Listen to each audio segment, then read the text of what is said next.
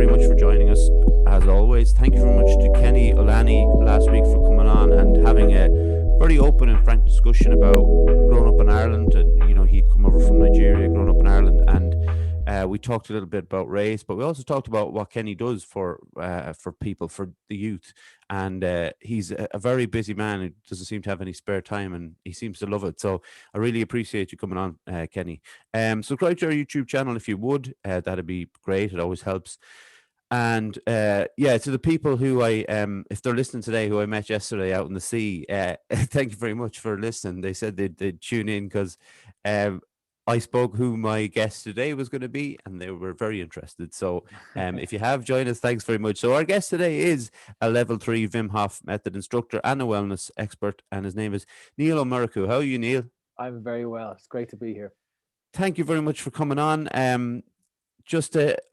I know we talked about your name, but even your surname, I realize that I'm really bad at worrying about pronouncing people's names correctly. And with it being Irish, it's my Irish levels are very, very poor, I'll be honest. So I hope I got through it all right. Yeah, you actually got it perfectly right. What I like about my last name is that obviously for most people it's kind of difficult to pronounce, especially in other countries. But the meaning behind it is what I love. Murchú means the hound of the sea or the battler of the sea. So during my life that has meant very different things, but the sea has always been a big part of it. So that's for me, that's an interesting meaning. Yeah, that's really good. And as we'll go on in this chat, we'll realize more and more why it's very suitable to you. Yes, exactly. But so Níall, could you give us a history of your upbringing, please? Yeah. When you sent me that question, it's a great one to think about. We don't really think about these things very often, but I was born in Portmarnock, or lived in the first 8 years of my life in Portmarnock in North County Dublin, right on the sea. I suppose that was a very important part of my life. Even without realizing it, the sea was always in the background. I could smell it. We were always on the beach. And I suppose that set the tone for the rest of my life. We lived there for a while. We moved to America, right smack bang in the middle of America, Columbus, Ohio, very far from the sea. And eventually we came back. And I suppose my upbringing was one of change and moving. So moving to America in the 1980s was a huge, huge change. I'm not sure what age you are, but if anybody of my vintage, I'm 45, remembers Dublin in the 1980s, it was a very different place than it is now. So going from 1980s Dublin to 1980s America was just like stepping into a television program. It was an amazing experience. We arrived there at Christmas time, and now in Ireland, Christmas time is houses decorated for Christmas, outside Christmas decorations. It wasn't the case in the 80s, but we arrived in America and all the houses had lights on them, and it was snowing, and it was really just a magical kind of time. Now I was very young, so my understanding of it was a child's understanding of it. My parents, they were a long way from home, and this was before the internet, so they felt quite isolated from their family and their friends. But I had a great time. I suppose that my parents are always very open and loving and supportive, but those early moves when you're small, you kind of develop a skill of being able to adapt then, because you're dropped into a school in America and everything is different. So, and then you're dropped back into a school in Portmarnock 3 years later, and again everything is different. And then because I went to school in Portmarnock, and there's a community school in Portmarnock, a secondary school, and the idea was to go there, but they said because I wasn't part of the community for the last 3 years that I wasn't welcome. So I went to the Scolisa in Malahide, which I never lived in Malahide, but they welcomed me with open arms. But again, that skill of being able to be dropped into a totally different school, not knowing anybody again, it's probably been very a big influence in my life. So now I love change. I need change. I crave being in situations that make me uncomfortable. And that's, we'll talk about the ice and the cold later on, and that's a big part of that as well, but I think that's maybe where it stems from, Yeah. this early life of being forced to change. It's very, it's hugely interesting to me with the fact that obviously, like you said, it goes along with from when you were young and the change that you were going through then. But for me, the idea of change is, and maybe for a lot of people, is quite a scary thing. And Yeah. we like I've talked about this in the podcast before, but for me, routines with anxiety, the disorder that I have, the routines seem to, or at least I think they do, help me in a lot of ways. Now, Yeah. the medical professionals I've spoken to will say that's not really the case, because obviously if you set in a certain routine, everything's not going to go to plan. Things fall out of place, and you have to move, and then you panic way more than you would if you hadn't set these kind of boundaries and these routines. So look, like you, I moved from Athlone to Dublin. It's not quite from Ireland to Columbus, but I think it was 7 or 8 at the time. I think I was 8, and maybe at that time that was all right, because I think you said about young people can adapt better. They seem to be able to kind of process those changes a lot easier. But I do find like it interesting when people say, and I suppose you're probably the first to come on and say that you welcome it, that that's part of you, that you want to change all the time. Yeah. Change is inevitable, Mm. and it's really uncomfortable. I think when you're talking there about routine and ritual and trying to put structure on what is, our lives are chaotic. Despite what we kind of want to believe, anything can happen at any time, and it often does. Even the pandemic, here we are rolling along for decades believing lots of things as they should be. Something like a pandemic happens, and all of a sudden lots of things are turned upside down. And it's just a reminder that life is messy and life is unpredictable. And I think when we put in place routines and rituals, or however we want, schedules or plans, it's our attempt to try and feel comfortable in this constant flow. And I think that's a totally normal, natural reaction to this endless flow of change that happens around us. Now, when I say I kind of enjoy change, it's still often very uncomfortable. Okay.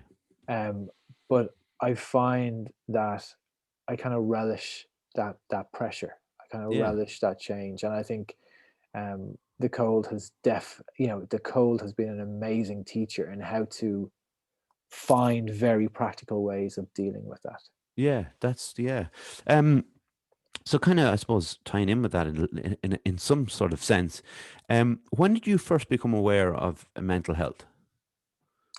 So I spent the first half of my life playing basketball. Right. Played basketball for Ireland, was the captain of the Irish team, and all that kind of stuff. And as I was coming up the ranks, you'd play for Dublin first, and then you'd play for Leinster, and then you might get called up to the Irish team. And I remember the first time I played for Leinster, I was maybe under 15, and up to that stage, I'd only ever played with my peers and my friends on the team in Scalisa. And it was a new experience moving up, and all of a sudden the people you had played against were now your teammates playing against the other provinces. So it was a glimpse into lots of things. It was a glimpse into how other people reacted to pressure. So I remember being on the court, and it was actually being hosted in our school, the interprovincial finals. And there was young fellas on my team, on the Leinster team, that I knew a little bit, and then people I didn't know at all. And I remember being on the court. You learn a lot when you're on the court with somebody, or when you're sharing, when a team is put under pressure. You learn very quickly what a person is like under pressure. And I remember this particular young fella that I didn't know very well, and he kind of fell apart mentally on the court. So as a team, you're trying to keep the game going, and you're trying to kind of, keep you kind of scoring points and defending, but also trying to bring this young fellow with you, because you can't afford for one person out of the 5 on the court to lose it. I suppose that was the first time in my life that I kind of understood that everyone reacts differently to pressure. And it was a first glimpse, you know, at that age, it was a first glimpse of, okay, not everyone's the same. I Yeah. just presumed that, you know, I kind of, you know, I felt that I didn't mind the pressure. You know, it didn't kind of really affect me that much, or I had ways of dealing with it better. And then all of a sudden I was aware that everyone is so different and everyone reacts differently and everyone's mental health is different Mm. and that it changes. Then I Yeah. started to realize that, you know, sometimes I go out in the court and the entire game would just flow perfectly. And other times it would be disaster. Mm. You know, and I started to be aware of how circumstances affected how I was thinking, you Mm. know, and how I was feeling. So sport in that way was a great Yeah. laboratory for experimenting with life in a structured way. Yeah. You know, it's interesting you bring up sport because obviously with the Olympics going on and Simone Biles was obviously the big story, but there was a really interesting part yesterday where I was watching the you know, the wall climb. Yep. And like this is obviously new to the Olympics, and it's fascinating to me because it's just strength wise, it's amazing, but the speed that Yeah. they're climbing up a wall, I just can't understand it. But there's a young Spanish guy. He's 18 years of age. He won the gold medal, but he said before it, like he suffered with anxiety and he has really bad nerves. And I just find it unbelievable that a guy that, you know, an 18-year-old, especially, you know, when you're that age, it's even more difficult. But to suffer from those kind of things and then go out and perform at such a high level, it now speaking to you who performed at a high level in basketball, you will be able to understand it better. But I always feel that when I am in particularly tough day, anxiety wise or whatever it might be, low mood, that anything is very difficult. So how you Mm. go out in the Olympics and Yeah. climb a wall at the speed he's doing it is amazing. I can't quite wrap my head around it. No, and I've been very privileged to work with people who perform at a high level in sports and you know, in business and everything that's through my work. And it always astounds me how many of them behind the veneer, Mm, you know, inside really struggle with nerves and worry and fear and anxiety.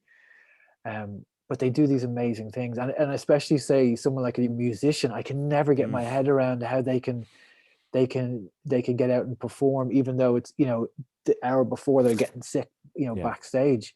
But I suppose for me it strikes me as it just shows their level of determination, you know. yeah, Loads of other people beforehand, there would have been points at which they would have not continued, you know, but yeah, they're still can I think it's incredible that people can perform at all when they're feeling like that, you know. yeah, But on the other hand then, you know, it gives them a certain type of energy, it gives them a certain type of focus, you know, it's part of who they are. yeah. And maybe that's why they're so brilliant at what they do as well.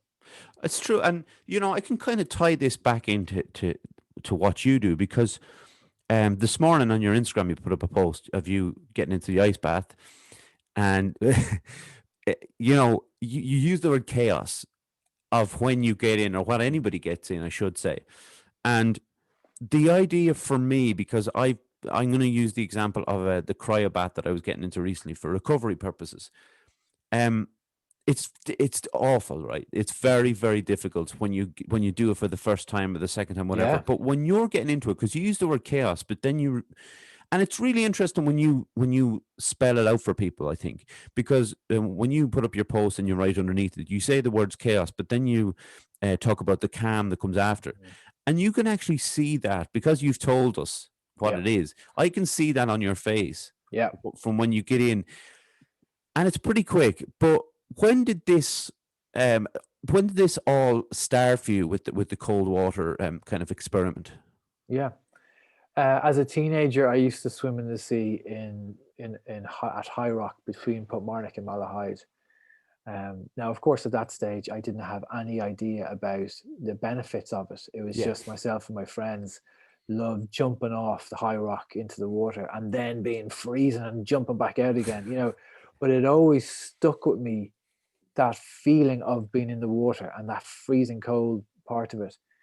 And then, you know, over the years, I went from basketball to martial arts and from martial arts into meditation and yoga and breathing. And I was always looking for these ways of improving how we felt naturally. I was kind of obsessed with this idea of, for you and I to be here talking on this great podcast.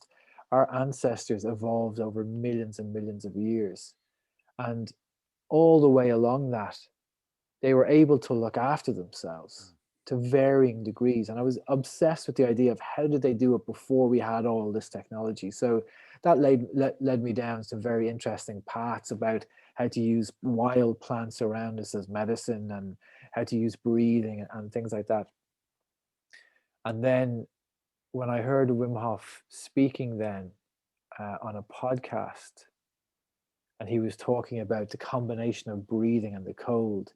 It had been two separate things in my life. It had been breathing over here, pranayama breathing, qigong breathing, and it had been jumping in the sea, trying to figure it out over here. And when Wim talked about bringing both of them together, that was where, in my mind, it's like somebody putting the last piece of the jigsaw puzzle together. It all made sense for me then. All the 20 years previous made sense to me, trying to figure all this out. And the combination between the from the outside, the combination of breathing and the cold could seem like, oh, what's this kind of latest fad? We're taking breathing and cold, we're sticking them together. What I've learned over the years is that it's probably the most fundamental relationship we have as humans. So when we're in the womb, it's beautiful and warm. We're safe. Our lungs aren't working. Our mother is breathing for us. Oxygen and CO2 are going in and out through the placenta. All of a sudden, when we come out and we're born, it's the shock of the colds on our skin that triggers our first breath, which changes everything in the lungs and the heart. And that first interaction between ourselves and the cold is the thing that starts our breathing. And when I understood that, then I understood how important it is as the cold as a teacher. The cold taught us how to live at the very beginning. We took this big breath. And if we go back to the cold as a teacher, there's more and more to learn there. And it's teaching us how to breathe. It's teaching us how to find calm and control in the chaos. Like when you've been in the cold, when a person jumps into the sea, all you have to do is go to any beach. You hear people screaming. It's chaotic, it's shocking, it's fearful, it's painful. But within that, if we can find our breath and we can begin to slow it down and exhale slowly, a whole chain reaction begins in the body. Vagus nerve activates, heart rate drops, body starts to feel calm, we start to feel safe, and we start to adapt in the cold. And in that process, the body starts to transform, the mind starts to transform. And the cold is what teaches us I that. think everybody can relate to this, the initial kind of impact, getting into the cold water and your breath goes. It's like almost immediately. And I when I talk about the cryo bath, I was with my friends, so it's easier to get in because then you don't want to have to listen to them like slagging you. So I got in up to my I suppose up to my belly button or so, and it was really funny, Neil, because I was standing in, I was holding on to the kind of edges, and I thought, right, I'll lower myself down, but I lowered myself an inch, and the breath went. It was that had never happened before, because I always thought, like, if I go into cold water up to my neck, that if it's over my chest, the breath will go. But it just, every time I moved in there, it was another thing that made me go back. And it's and I guess, like, my not knowing what to do in that situation. I mean, obviously I know how to breathe, but in in the way that you're trying to teach it, it's completely different. Just actually, I should say, for the people who don't know Wim Hof, could you just kind of give a small bit of the background of him? Yeah, so Wim Hof is a Dutch man, probably in his early 60s now, he had a tragic kind of story that he was raising his 4 children with his wife, and she suffered greatly from mental health problems, and she eventually killed herself. And to help him deal with that grief and trauma, Wim found solace in the cold. When you're in that cold, you can't think about the the mess, the chaos, the heartache.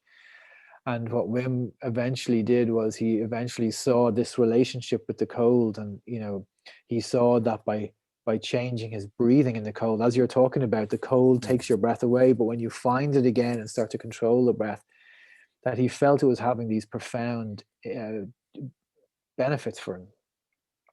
But of course, Wim felt that for 30 or 40 years that he was able to improve his health and his immunity by learning how to breathe from his experiences in the cold. But of course, he was ostracized and ridiculed for this until about 2011, one of the biggest landmark studies into Wim's breathing technique happened, because at that stage he held about 26 world records for doing amazing things like being in ice for hours, running up Mount Everest with no equipment, no clothes, just a pair of shorts and boots. So eventually, after being ridiculed, eventually the scientists said, "Oh, look, this fella can do some superhuman stuff. We'll bring him in. He says he can boost his immune system at will." And they brought him into Radboud University, and they injected him with a form of E. coli. And using the breathing techniques that we teach at the workshops, he was able to fight it off. No symptoms. He wasn't sick. He wasn't feverish. He wasn't nauseous. So this turned our understanding of what's possible upside down. Here was a man who could use his breath to strengthen his immune system at will. But of course, the next question is, can normal people do it? If Wim Hof can run up Mount Everest in a pair of shorts, maybe he's the superhuman freak that can also do this with his immune system. But then they tested, they gave Wim a cohort of people. He trained them in a couple of days of what we do in our workshops. They brought them into Radboud University. They injected them with a form of E. coli, and using the breathing, they were also able to fight it off, no symptoms. So this changed our understanding of what's possible, and it proved to people that something as simple as breathing in the cold can transform our immune system, can transform how we feel. And then since then, Wim has continued to work really closely with scientists from all over the world to put the method to the test and to rewrite the biology books on what's possible. And that's, that's who I've been very lucky to train with and to have learned from. His is like absolutely fascinating story. Obviously, everything that he's done. What I like, when I've been following you for a while on Instagram, and you see that you have the workshops on the go, and your breathe with Níall. I nearly said Niall there. See, don't worry about it. I answered to anything there. Okay. But so follow, and people should definitely follow. And what I love is you do things in some of the evenings where you do the kind of like a breathing session for 20 minutes or so, an unwind thing, and all of these things are relatively new to me, and for when I talk to people on this podcast, that's what I found the most kind of beneficial for me anyway, is finding different things that will help with my mental health. Yeah. And some things work and some things don't. And but I think it's important to try everything out. It was very interesting. I did your last one with the breathing, and I think I tried meditation before, and I was quite fidgety. I was a little bit, and look, I've only tried it a few times. I'd say if I dug a bit deeper, it might be different. But when I was doing the breathing, it's very hypnotic. It's that kind of, I suppose people might call it the Zen state. But for me to get into that place, I found it so difficult in the past to find myself in that position where I can just, everything around me is just gone and quiet, and I'm in that breathing thing.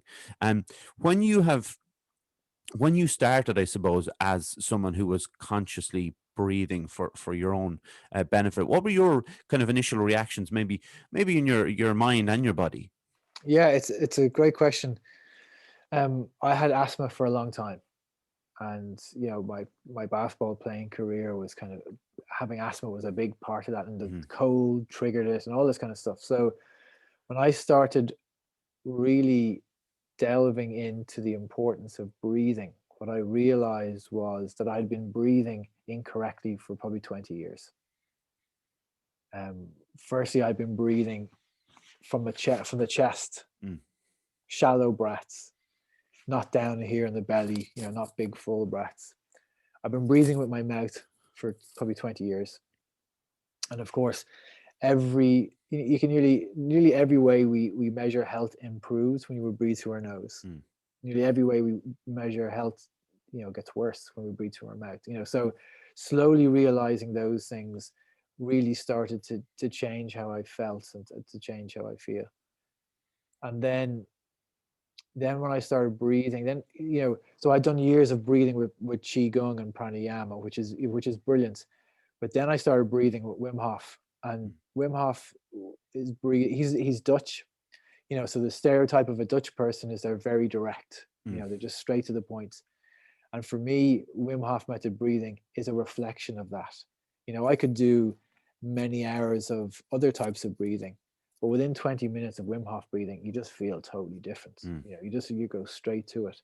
So what Wim Hof has kind of done for me is, it's like Wim has this key to a gate, and like you open the gate, and beyond that then is you realize that the breathing can take you to lots and lots of different places. Wim has shown us the path, and then when you go down the path through the gate, you realize that how we breathe is reflecting at how we feel. So if our breathing is erratic, we feel anxious and worried.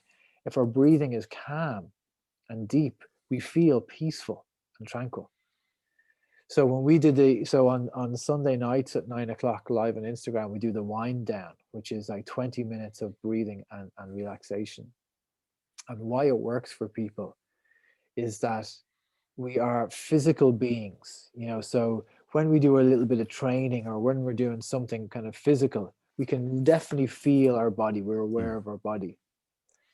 If we go a layer further in, we come to the breathing. So when we're doing our breathing, even though we don't have to be concentrating on it, if we're just moving our lungs in a calm, rhythmic way, the brain listens to the lungs, and then all of a sudden we start feeling like that. But we're still feeling it. It's still a physical thing. The next layer in is, say, meditation, which can be very difficult because if a person's not used to it, it's hard to jump from the physical body, jump over the breathing layer, and come straight down into the subtle layer of the mind. So I had a person recently, and they are struggling with anxiety. They're struggling with a lot of fear, and a doctor very wisely suggested to them that they do some type of meditation. They came to me, and I was glad the doctor recommended doing some type of meditation. But what I was saying to them is, let's not go that far yet. Let's keep it in the body first. Let's do some breathing first. So the physical exercise leads to the breath. The breath then leads to the mind. So jumping straight into meditation can be quite difficult for people. So taking the breathing first is a great way to just get us into that Zen state of mind. And then meditation is much easier. Yeah. And when I was going to a cognitive behavioral therapist, he said to me, to do with the panic attacks I was suffering at the time, he said that the key to it is the breathing, to control the breathing. And my initial thoughts were like, well, that's fine, but what if I'm in a shop? What if I'm somewhere public? But he was like, but it's not something that's going to be noticeable. It's going to be, you're going to be controlling it and being steady. And it was like he was brilliant anyway, but it was some of the best advice that I got from anyone was that. And still to kind of this day, whether it's a panic attack or just a bout of nerves or anxiety, that I can just control it a little bit more. And once you feel that, obviously everything kind of sparks off. Like you feel great that you can do it. I'm just going to read a quick advert out, and we'll get back into it. Yeah.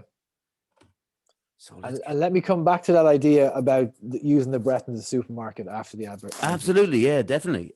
Okay, so Fusion Training Centre, Monksland Athlone, a place to train in Brazilian Jiu-Jitsu, kickboxing, martial arts and CrossFit. A great atmosphere with experienced coaches and a real sense of community.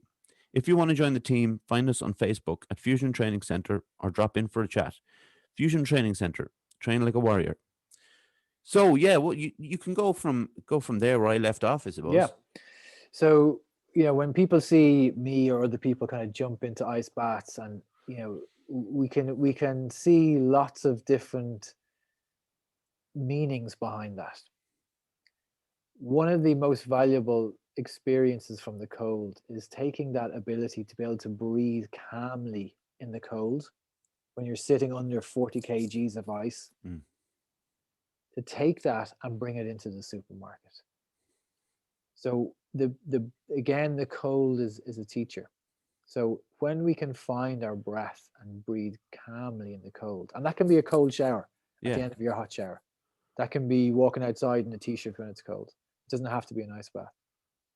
But it's training us to be able to find our breath, slow it down, and to elongate that exhale. That's the real key.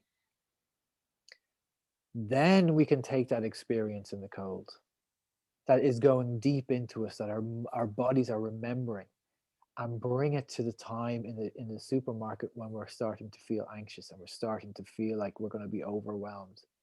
It's remembering then at that point that we can just exhale slowly. And within 4 or 5 of those slow exhales, we know the vagus nerve is going to activate. We know it's going to drop the heart rate.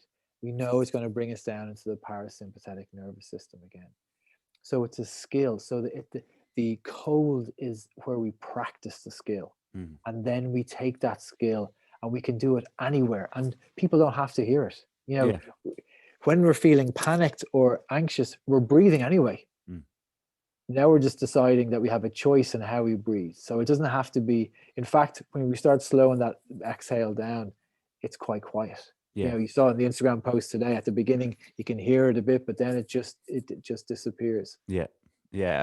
It's amazing. I want to just talk. I literally came back from Dublin this morning, so I was up there on I think it was Sunday. I went up, but so I went to the sea 3 times, and they were really. I hadn't been to the sea in maybe 20 years. It's been that long that I haven't been in the sea. I have obviously been to the sea.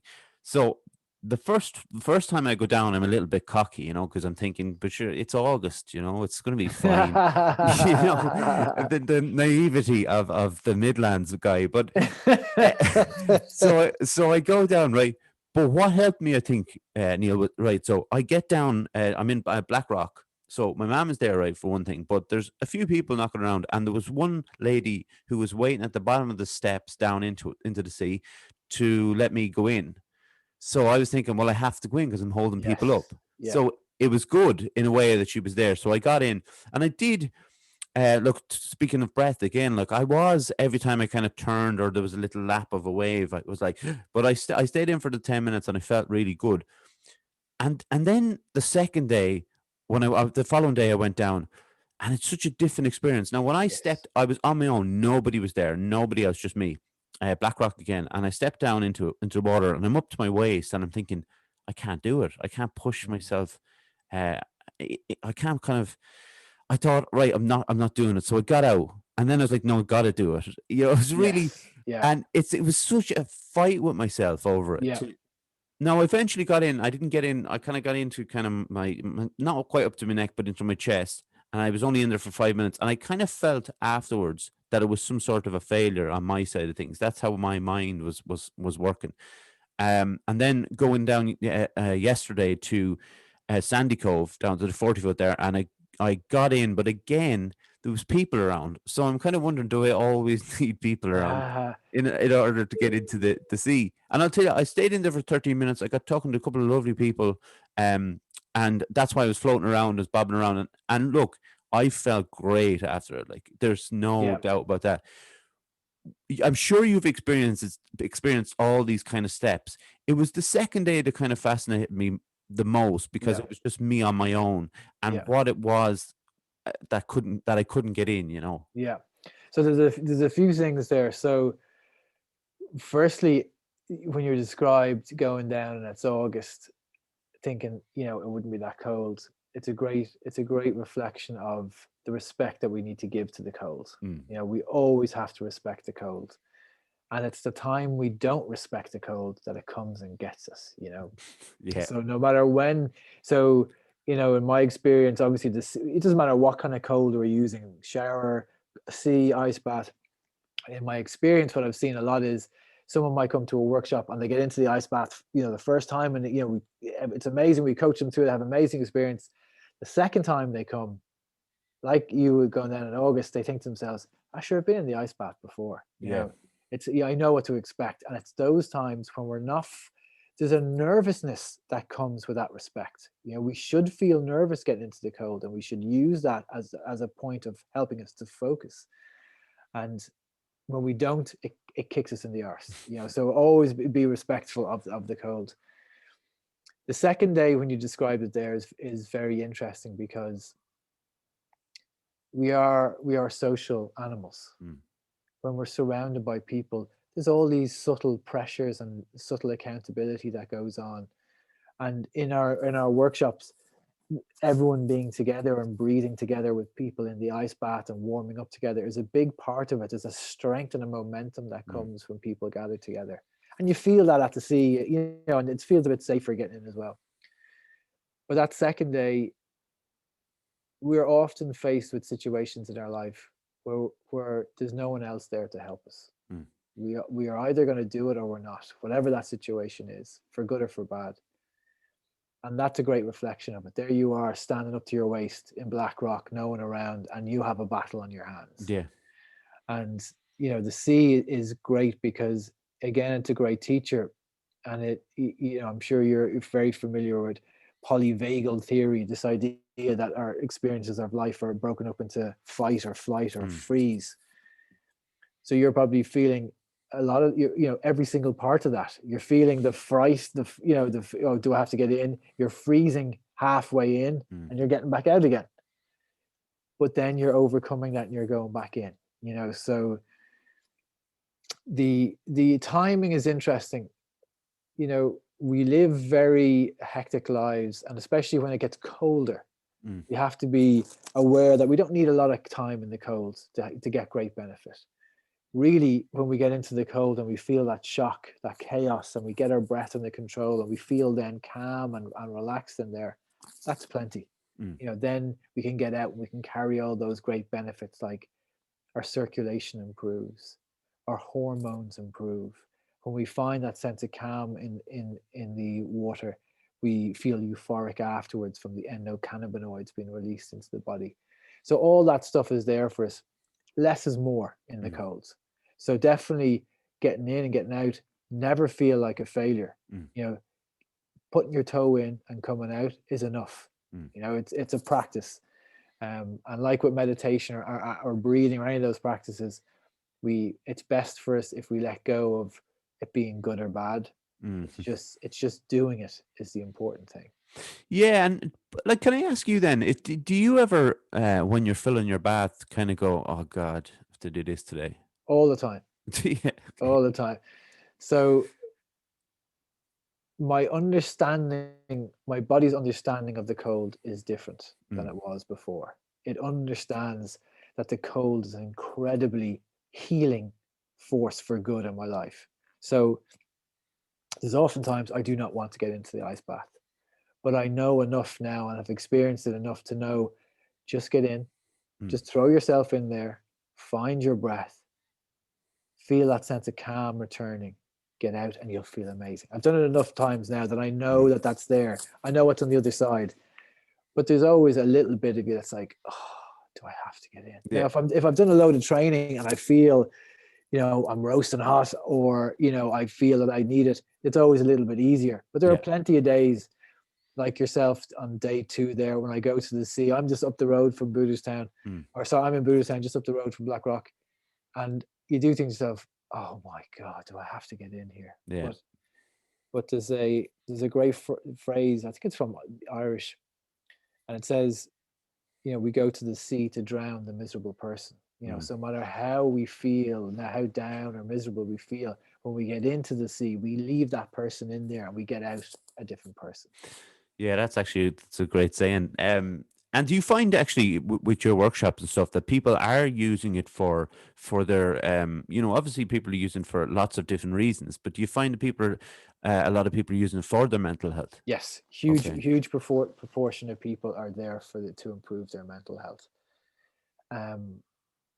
even in the kind of best of times, that's the case. But now, particularly when we're Mm. faced with kind of constant uncertainty, um, people are really looking for ways of becoming resilient. Mm.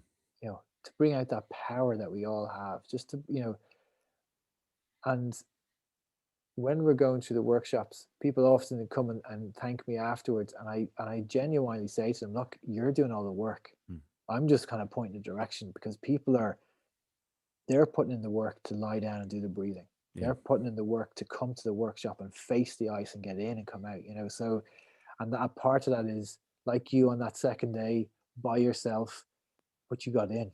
Mm. It's Yeah. building up that inner strength to go and do those uncomfortable things and find Yeah. comfort in the discomfort. Yeah, and what's amazing about it, and I could say this about the cryobath as well, but I suppose the sea is a completely different situation for me. But when I did get out, say particularly yesterday, there is I had ran that morning as well, so there was as there's always the build up of lactic acid and all those Yeah, kind of things, and when I got out of the water, I did have it did have a very calm effect to me.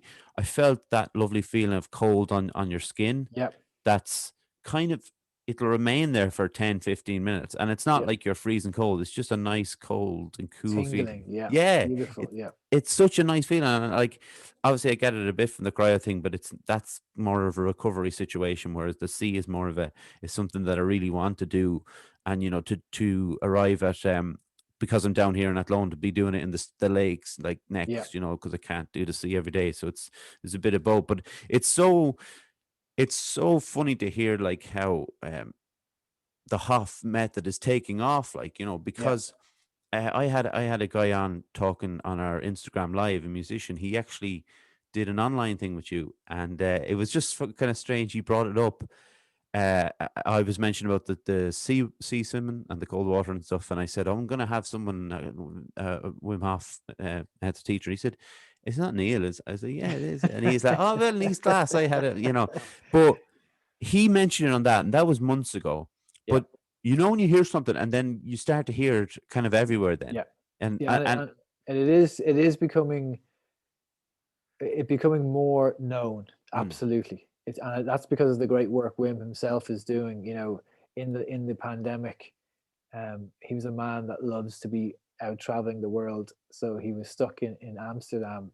But he's been broadcasting on huge podcasts and television programs from there, and I think it's really starting to gather momentum now as well. and then because I know you have it's up on your Instagram again. You have 4 kids.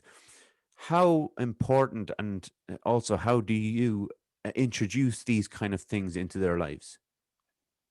If it wasn't for the cold and breathing, my life would be very, very difficult. Mm, You know, having the tools to be able to breathe and change how I feel, having the tools to be able to jump in the cold and energize myself and reduce stress and reduce pain and inflammation and feel great afterwards have made me a better dad, have made me a better husband, have made me a better person without doubt. And I myself and Josie, my wife, she works closely with me. We often think to ourselves, what would we do without this? yeah. Because we had 2 children before Wim Hof, and we had 2 children in the after Wim Hof, and how we bring that into their lives is very simple. Firstly, children just copy everything they Mm, see. So when they see Josie and I jumping in and out of the ice baths, jumping in and out of the sea, yeah, they mightn't have an interest in it. Sometimes they do it, sometimes they don't. But it's they're observing it, mm, and they are just taking in the importance of us doing things like this. And on the breathing side of it is, well, firstly, the only medicine children need is being outside in nature. yeah. So when they were young, we were always on adventures. We're always on adventures to the sea, to the forest, wherever it is, in all weather. That's all they need. Mm, They're out there. Children know exactly what to do. They just play, and they breathe when they're playing, and they're enjoying the cold. it's when they start to get a little bit older. So the children start to, so our oldest fellow is 12. He's going into secondary school now next year. He does a lot of jujitsu as well. And as they become more conscious of themselves, their breathing starts to change. Yeah. And then it's introducing just a few kind of very simple, just basically getting them to breathe. Think about their breathing and to breathe into their belly and to help them. Children want to soothe themselves. They want to be able to figure out the problem themselves. So it's just, helping them see that their breathing is their power. So if they feel anxious about going to school, they can just slow down their breathing and they can change how they feel. And that's, so that's what I do as children progress towards teenage years and everything, is just try to give them that power that they can change how they feel. It's amazing what jiu-jitsu has done for my breathing as well. I remember the first time I was rolling, somebody said to me, "You just need to calm down your breathing there a bit." Yes. And it's that whole thing. And you do have to be conscious of it. Even like I've been doing it 4 years, and even now have to be very conscious of it. Yeah. For the fact that it'll wear me out. Otherwise, I'll actually tire myself out from breathing rather than the roll. And there's something I wanted to ask you as well, because I met up with someone I wanted to come on in a few weeks' time, and she's a therapist. And we were talking about calmness of people and the vibe that you kind of get off people.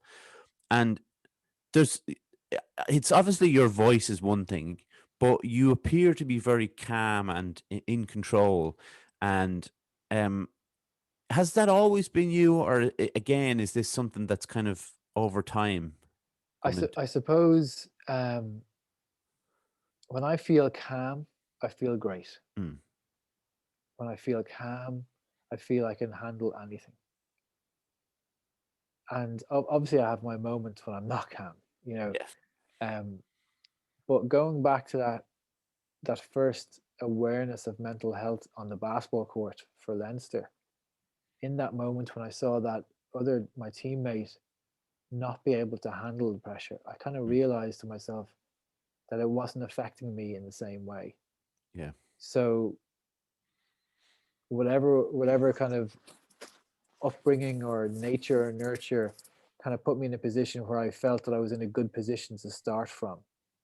And then as I progressed up through international sport, I realized that most people train to the same level.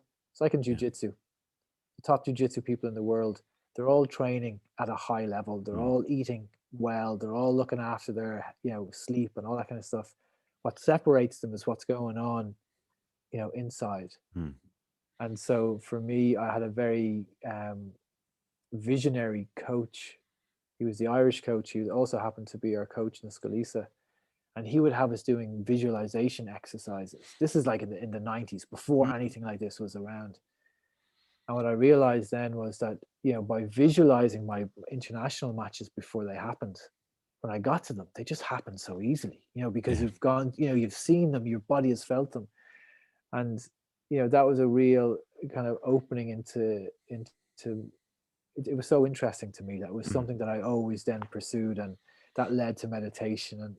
And it's just, I just enjoy meditating. I just enjoy the struggle of it, and all those things. And the cold is a meditation. The breathing is a meditation.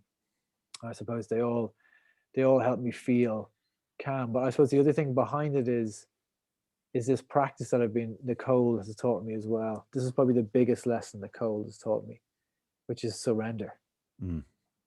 So as an international athlete, if you had told me to surrender, I would have told you to fuck off. I had to win. I had to be faster. I had to be pushing all the time. But when you're in the cold, you have to let go. You can't fight the cold. You have to let go. And when we accept that we can't fight the cold and we have to let go, it takes us somewhere. And that somewhere is knowing that we have to let things unfold, that we can't control it. We can't put everything in a ritual or wherever it is. And that surrender for me is actually probably the biggest practice that helps me feel calm, is not trying to hold on to and force the thing. Trying to let it go. My friend Josh, he comes down to the recovery, recovery room with me, and he will go into the bath up to here for 10 minutes. purely for the endorphin rush that he gives him. And he jumps out and we jump into the jacuzzi or whatever.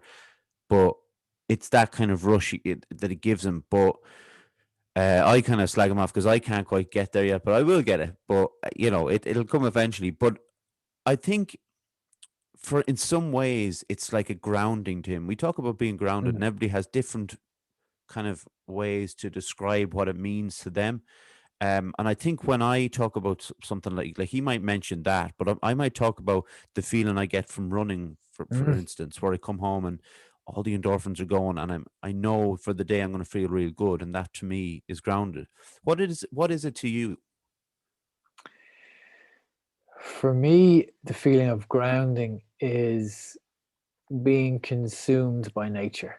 Okay. So, for example, shoes and socks off, walking in the forest or on the grass or in the sea, or like you felt when we jump into the sea, we're consumed by nature. We are Mm, back to where we belong, and that helps me feel grounded. I need to be in nature a lot, yeah. outside a lot. When I'm working on my laptop, I'm usually standing with it on the top of the ice bath out the back. So um, it's just I feel that we are nature. Yeah. When we're moving and living with nature, we're probably at our happiest. So that's for me is grounding. Obviously, like you say, nature is your thing. You want to be outdoors all the time. Do you ever stick on Netflix and watch a film? Yeah, I don't watch Netflix like probably once a week Okay. with Josie. Yeah. We're quite strict with technology with the children, Okay. so you have to lead by example. You know, Yeah, yeah, yeah. That's do you know what? That's very honest. I like that. So, but I do, and like what I love is stories are so we're built to absorb stories. Mm, That's why when somebody can tell a great story, we're fascinated by them. And so something like Netflix is amazing. The stories in it, mm, it's amazing, but it has its place. yeah. I definitely enjoy watching Netflix, and I definitely enjoy watching films and TV. But as I was talking to Josie today, we were talking about you know the influence that these have on our lives, and we were saying it's kind of there's a real struggle. There's a real struggle at for a lot of people, including myself, running a business that you want to get in and do your business online, Mm, but the online environment is built to kind of keep you there. So there's a real discipline to try and come out of that as yeah. well. So, and it's something that I definitely struggle with at times. We were talking about like either it's Zen or zombie. Like you're feeling Zen or you're a cell phone zombie, as the children say. So, but I do enjoy it absolutely. Yeah, it is interesting. I never noticed about social media as much until I set up the podcast. And Yeah, like yourself, if you're running a business on it, you have to do bits and yeah, pieces on there and get your yeah, workout and stuff. But there is this pull of seeing, they talk about that addiction of the like, someone yeah, likes and you click in to find out who it was. And it is very, very true. And we talk about being grounded and stuff. It's impossible. They don't go together, the two things. And when you're talking about trying to be calm and meditate, impossible with the phone binging every yeah. 2 seconds. It's a, now there's a great podcast called Digital Mindfulness based in London, and Lawrence, the host, has been kind of delving into this for years and years, well before his time. And some of the people he has on that are the top people in the big tech companies. And there was one guest I heard, and they were saying that they had maybe 150 attention engineers, is what they call them. Wow. So 150 people dedicated to using all the latest neuroscience, all the latest psychology, every trick in the book to try and hold on to our attention as much as possible Yeah. when we're in this. Yeah. So for example, if I'm trying to do something for the business, I try to do it on the laptop Yeah. because the laptop is kind of different. It's not designed in the same way. The True. phone and the apps in the phone, our attention is the most important commodity, but our willpower is pitted against these hundreds of people who are there trying to keep us there, you know. Yeah. So it's technology has a very important place in our lives. I think we couldn't do this if it wasn't for technology. Yeah, And I get and the balance right. yeah, and I wouldn't have found you. Well, I probably would have eventually found you, but Instagram was where Yeah, I noticed you. absolutely. So Yeah. it's all kind of relevant, and it's just to get in the right balance. I think people are struggling to get the right balance. And look, Yeah. I find it's way more difficult for young people to get the balance than it is for me or you. Yeah. So I want to actually just say, because you did just record your third series of the podcast, is that right? Yeah, it's coming out. The third series of podcast is out in the next week or two. Yeah. So it's Breathe with Niall. Yeah, Breathe with Níall, spelled Niall. I Don't worry was about so close. And look at this. Can I show you something behind the scenes? Look, because in my head, when you have someone in your head coming on, someone say, "Oh, who's coming on next?" And I'll Yeah. say, I was saying that this is what I have in front of me. If you can see it, probably not. It Oh, I says can Níall. see that. Yeah, I can see Three that. times it says Níall in big, and it's right there. And But I Derek, still, you know what the interesting thing about it is? Over many years of people calling me all types of things, you actually realize that it's not important. yeah. It's not really that important. So I answer to every possible name people kind of answer. I'd say. But the Breathe with Níall podcast, there's 2 series of it up there already, and the 3rd series is coming very soon. Yeah, and people should check it out if they want to hear more. While we're just mentioning the names, I know my mom will be listening to this, right? Her name is Ita, but it's spelled ITA. But when people call her Ita, she hates it. So she needs to take advice from your good self to just chill out and relax. I also on Instagram as well. Yeah. Breathe with Níall, and Facebook or Yeah, Facebook is okay. there, and on YouTube as well, and breathewithniall.com is the website. Yeah, everybody should go and check it out. Very beneficial. It's been an absolute pleasure having you on for a chat. Thank you. And It's been great to talk. thanks very much. Just hang on for 1 minute. I'll get a quick photo with you after I close this out, and we'll get going. Thank you very much.